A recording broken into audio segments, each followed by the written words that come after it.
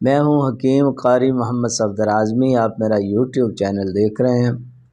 امید ہے اللہ رب العالمین کے کرم سے آپ سب خیریت سے ہوں گے۔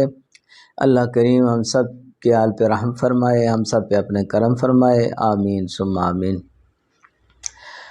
حضرات، آج جو آپ حضرات کے سامنے نسخہ پیش کرنے لگا ہوں یہ ہے ذکاوت حس کے لیے۔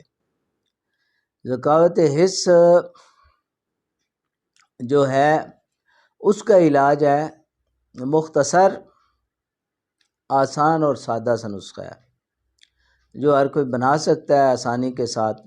کوئی اس میں ایسی چیزیں نہیں ہیں جو نہ ملنے والی ہوں، ہر جگہ ملنے والی ہیں اور بنانے میں نہایت آسان ہے۔ یہ نسخہ آپ حضرات کے سامنے پیش کرنے لگا ہوں۔ اس میں جو اجزاء ڈالیں گے آپ، اجوین خراسانی اجوین لینی ہے آپ نے 2 تولے، اور دوسری دوائی ہے تباشیر آپ نے اصلی لینی ہے، یہ بھی 2 تولے ڈالنی ہے، اور کافور 1 تولہ۔ پہلی دونوں دوائیاں 2 تولے، کافور 1 تولہ۔ آپ نے ساری ادویات کو الگ الگ باریک کر کے مکس کر کے تو اس کی گولیاں بنا لینی ہے، پانی ڈال کے گولیاں بنا لینی ہے چنے کے برابر گولیاں بنا کے ان کو سکھا کے رکھ لیں۔ دوائی آپ کی تیار ہے۔